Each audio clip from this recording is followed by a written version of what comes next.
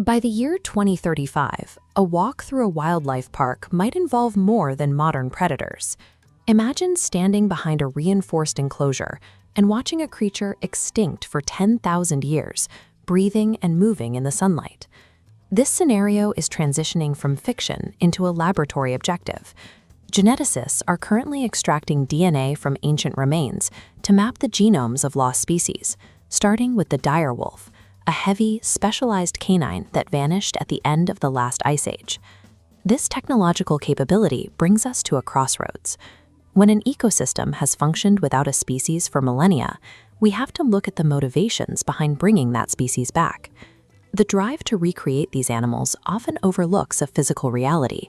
We are recreating the same apex predators that forced our ancestors to invent stories of monsters just to explain the terror they felt. Folklore frequently depicts the unicorn as a graceful white horse, a peaceful creature carrying a single, elegant horn. The biological inspiration was the elasmotherium. This was a 5-ton Siberian rhinoceros that stood nearly 2 meters tall at the shoulder. It carried a 3.5-foot horn on its forehead, roughly the length of a human leg.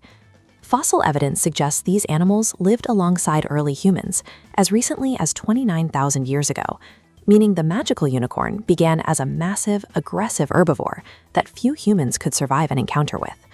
We see a similar pattern with dragons, the flying, fire-breathing reptiles that guard hordes and destroy villages in ancient myths. The scientific reality behind these stories is the Quetzalcoatlus, a member of the pterosaur family and one of the largest flying animals to ever live. This skeleton shows a wingspan of 33 feet, which is comparable to the length of a standard school bus. On the ground, it stood 20 feet tall, allowing it to look over the roof of a modern 2-story house. Our ancestors weren't dreaming up impossible beasts.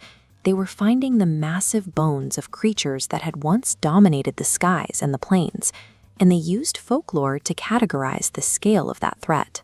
In the early 20th century, writers like H.P. Lovecraft gave us Cthulhu, a tentacled sea entity capable of dragging entire ships into the abyss. Long before that story existed, the Tessoteuthis lived in the western interior seaway. This was a prehistoric squid that reached lengths of 30 feet, hunting in the waters that once covered much of North America. A predator of that size, equipped with powerful tentacles, possessed the exact physical requirements to fulfill the legends of ship-crushing sea monsters. Even modern mysteries like the Loch Ness Monster have a biological parallel in the plesiosaur. This marine reptile possessed the same long, serpentine neck and heavy body structure described in sightings for decades.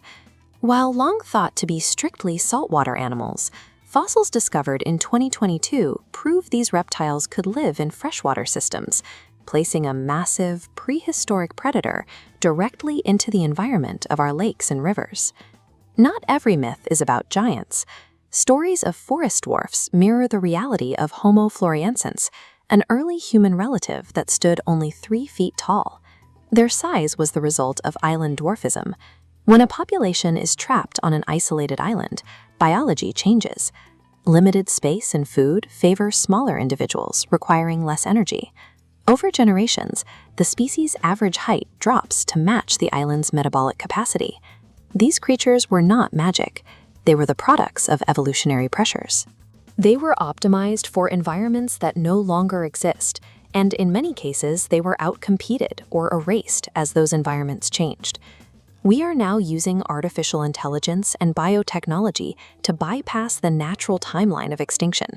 Reintroducing these animals creates a biological conflict.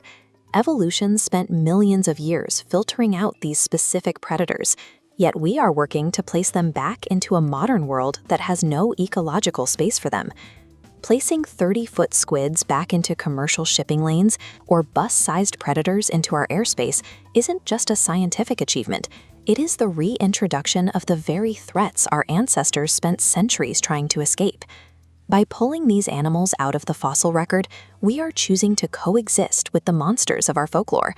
If we succeed, we may find that the reasons they went extinct are the same reasons we cannot safely live alongside them today.